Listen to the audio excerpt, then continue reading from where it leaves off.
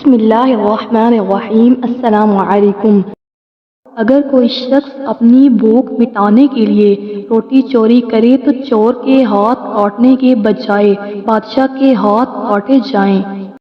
دوست کی غلطی ریت پر لکھو تاکہ پانی اسے مٹا دے، اور دوست کے احسان پتھر پر لکھو تاکہ کوئی اسے نہ مٹا سکے۔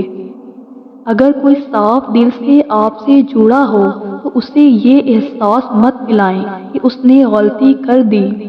خود کو شکست دینے والی گفتگو مت کریں۔ اچھے فیصلے تجربے سے آتے ہیں اور تجربہ برے فیصلے کرنے سے آتا ہے۔ کامیاب وہ ہوتا ہے جو غم میں مسکرانا اور دولت کے بغیر خوش رہنا سیکھ لیتا ہے۔ امید کا موازنہ زندگی سے نہیں کیا جا سکتا۔ امید وہ گھاس ہے جو قبروں کے درمیان بھی اگتی ہے۔ ہر انسان اپنے ساتھ بے باک رہبر رکھتا ہے اور وہ ہے اس کا ضمیر۔ جو شخص ایک بار تمہاری حد توڑ دے وہ دوبارہ بھی توڑے گا اگر تم نے اسے موقع دیا۔ ایمان کا تقاضا ہے عدل اور عدل کا تقاضا ہے حد مقرر کرنا۔ تہجد اگر لاڈلی ہے تو اس تک پہنچ جانے والا اللہ کا سب سے لاڈلا بندہ ہے، اور جب لاڈلا فرمائش کرتا ہے تو اس سے رد کرنے کی کوئی گنجائش باقی نہیں رہتی۔ تہجد کی طاقت۔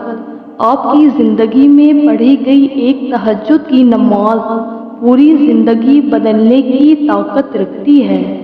انسان ان چیزوں سے کم بیمار ہوتا ہے جنہیں وہ کھاتا ہے، بلکہ ان چیزوں سے زیادہ بیمار ہوتا ہے جو اسے اندر ہی اندر کھاتی ہیں۔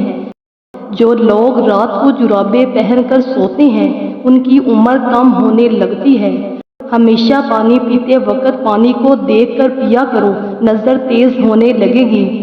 واش روم میں موبائل کا استعمال ہرگز نہ کریں، اس سے بھولنے کی بیماری لگ سکتی ہے۔ اگر چہرے پر بلا وجہ بال نکل آئیں تو سمجھ لو کہ ہارمونز میں خرابی ہے۔ اگر سوتے ہوئے منہ سے رال بہے تو سمجھ لو کہ تمہارا سانس کا نظام بلاک ہے۔ کھانے کی فوراً بعد سونا عقل کو کمزور کرتا ہے اور جنون پیدا کرتا ہے۔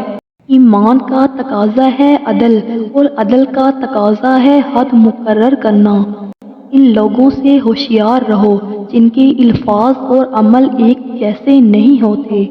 عقل مند وہ ہے جو اپنے فیصلے خود کرے اور نادان دوسروں کے پیچھے چلے۔ ان لوگوں سے ہوشیار رہو جن کے الفاظ اور عمل ایک جیسے نہیں ہوتے۔ جب کسی شخص کا کردار واضح نہ ہو تو اس کے دوستوں کو دیکھ لو۔ اگر اپنا راز دوست کو بتایا تو تم نے اسے اپنا مالک بنا دیا۔ کھانا پینا رشتہ داروں کے ساتھ کرو مگر کاروبار اجنبیوں سے۔ اگر کسی کا تمہارے بارے میں سچا خیال جاننا ہے تو اسے غصے میں لاؤ۔ احمق کو درست کرو گے تو وہ تم سے نفرت کرے گا، عقل مند کو درست کرو گے تو وہ تمہیں سراہے گا۔ اگر کسی کے دل میں عزت منانی ہے تو اس کی پسند کی بات کرو۔ نیند نہیں آتی تو فکر کرنے کے بجائے کچھ مثبت کام کرو۔